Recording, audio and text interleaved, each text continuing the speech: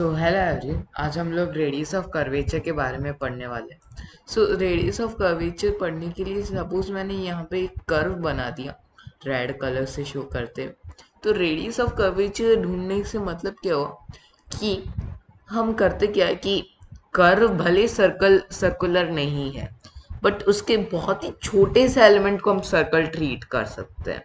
इस बात का हम बेनिफिट यूज करें। अभी मैंने इधर छोटा दिख नहीं रहा है, मैंने क्योंकि डिस्टेंस हाई दिखाई है ताकि अंडरस्टैंड हम कर पाए। सपोज ये दोनों पॉइंट है, इन ये बहुत ही पास है, जिससे हम एक जिससे हम ये कह सकते हैं कि इसे हम सर्कुलर ट्रीट कर सकते हैं।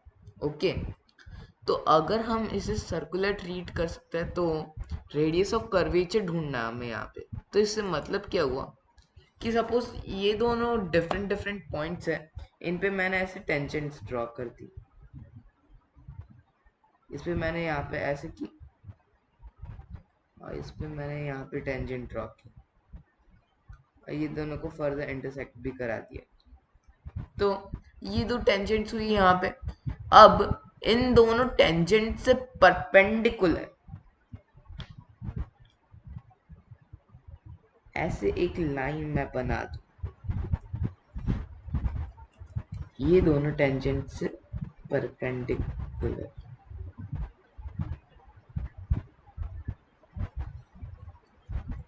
Just a second.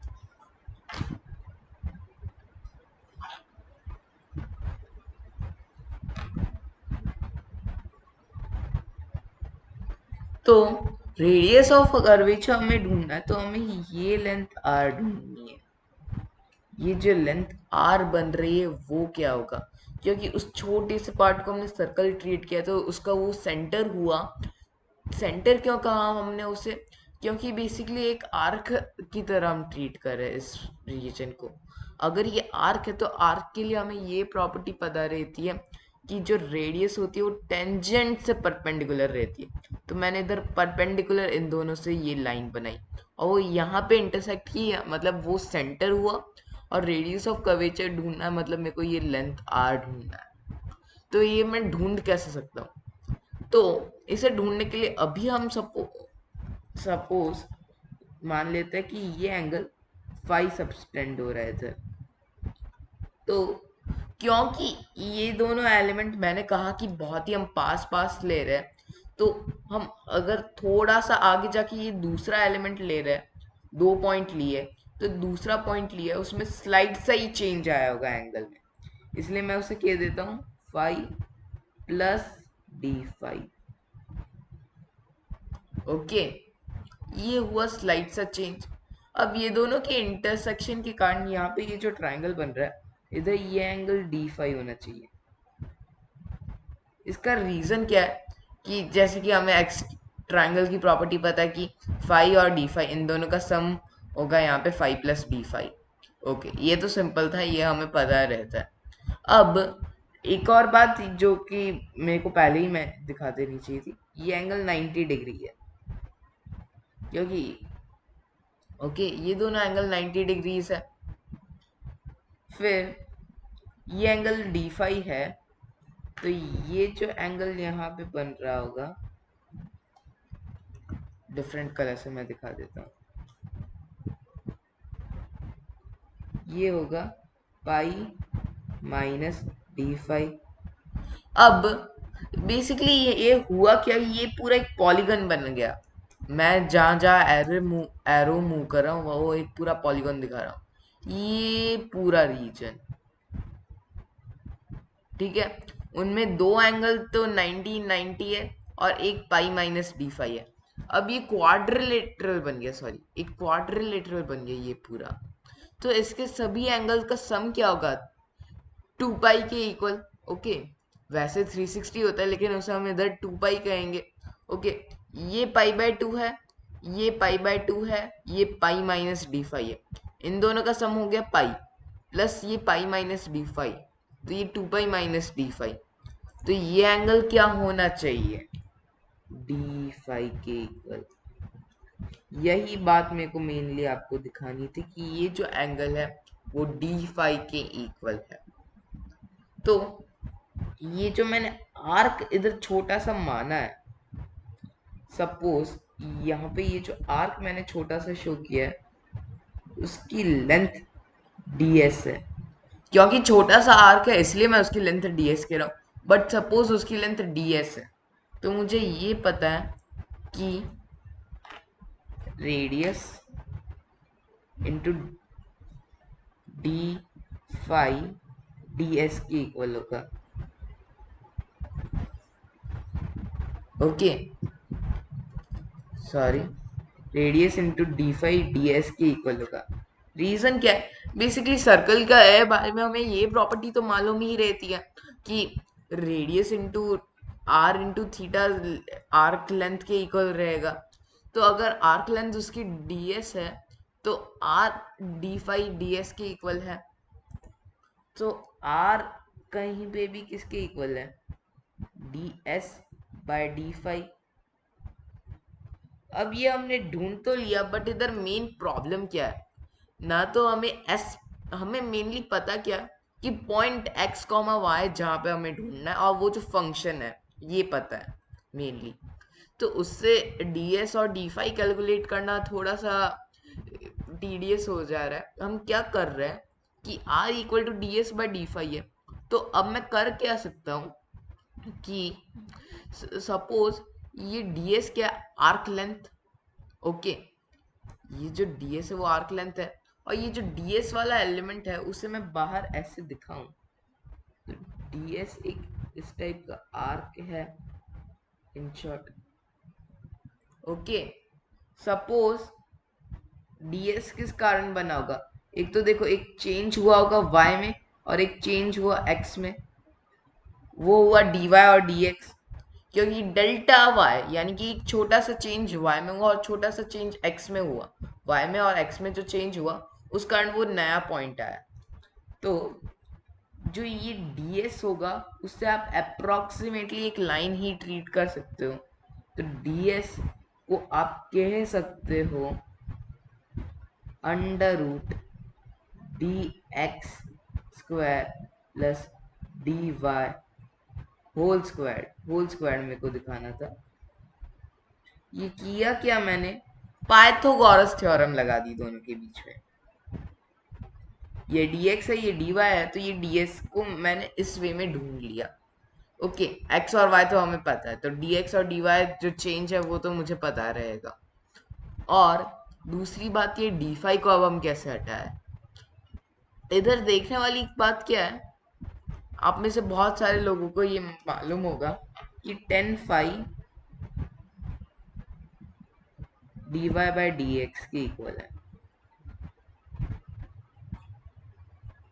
ओके, इसका रीजन क्या है कि बेसिकली हमने हम डिफरेंशिएशन करते हैं तो हमें मिलता क्या है, बेसिकली टेंजेंट मिलता है, टेंजेंट नहीं मिलता है मेनली हमें। हम अगर डिफरेंशिएशन कैलकुलेट करते हैं तो डिफरेंशिएशन से हमें टेंजेंट मिलता है, उससे मतलब क्या, वो जो एंगल फाई बन रहा है वो d y by D x के इक्वल होता है। ये तो हमें पता है कि ten five d y by D x के इक्वल होगा। Okay, so ten five d y by D x के इक्वल है और D s under root d x square plus d y square के इक्वल है। ये तो आ गया। तो इधर मैं एक छोटा सा चेंज कर रहा हूँ, ये जो r है उसके एक्सप्रेशन में मैं इस वे में इसे लिख दे रहा हूँ, D S upon D X divided by D five upon D X. इन दोनों को हम अलग से कैलकुलेट करके डिवाइड करेंगे। तो सपोज मेरे को ds बाई डी एक्स ढूंढना है, तो इस पूरी इक्वेशन को मैं dx से डिवाइड कर दूं तो ये क्या हो गया, under root one plus d y by D x whole square. और वहीं ये जो फाइव के d phi by D x मुझे ढूंढना है तो मैं को क्या कह सकता हूँ, मेरे को क्या कैलकुलेट करना है, d phi by D x, जिसे मैं कह सकता हूँ d upon D x tan inverse dy by dx। मैंने ये जो लिखा है उससे समझने की कोशिश करते हैं। मुझे ये पता है कि फाई किसके इक्वल है, tan inverse d y by d x. तो वही मैंने इधर प्लग इन कर दिया simply. So d phi by D x तो इसके इक्वल होना चाहिए। मैं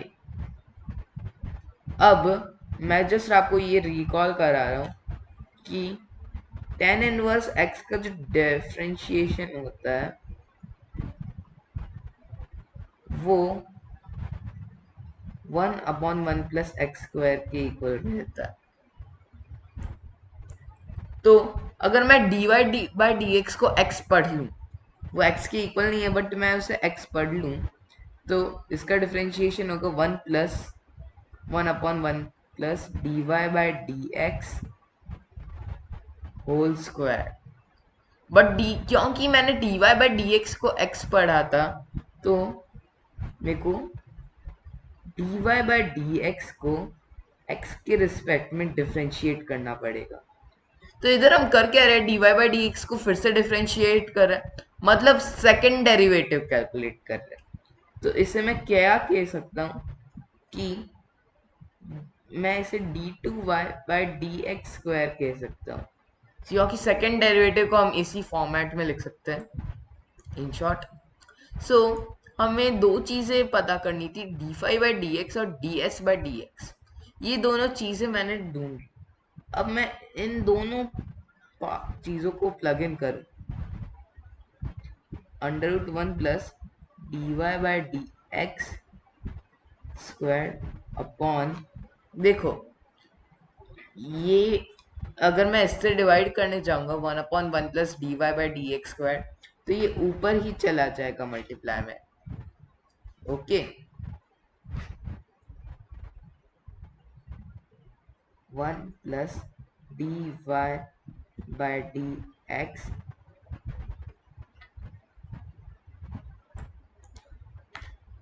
square divided by d two y by D x square. So यहाँ से रेडियस ऑफ कर्वेचर सिंपली आ गया 1 plus d y by D x square. ये 1/2 है, ये 1 है पावर, तो नेट पावर 3/2 हो गई upon d two y by D x square. ये फॉर्मूला हम बहुत बार कर्वेचर मैथ्स में कर्वेचर के टॉपिक में पढ़ते हैं, तो आज मैंने उसी का अभी एक प्रूफ डिस्कस किया। इसके आगे अब मैं फिजिक्स में इसका क्या क्या यूज हो सकता है वो दिखाऊंगा, और फिजिक्स के कई सारे फिनोमिना के थ्रू थ्रू दिस इधर हमें कैलकुलेट करना है, तो हम कर तो सकते हैं बट वेरियस मैथमेटिकल थिंग्स हमें कैलकुलेट करनी पड़ेगी, सेकंड डेरिवेटिव, फर्स्ट डेरिवेटिव और ये पूरा एक्सप्रेशन। उसकी बजाय अगर हमें फिजिक्स में कहीं पे रेडियस ऑफ कर्वेचर ढूंढना है, तो थ्रू सम फिजिकल फिनोमिना हम इसे कैसे कर सकते हैं, यही मैं अभी आगे आपको बताने वाला हूँ। ओके।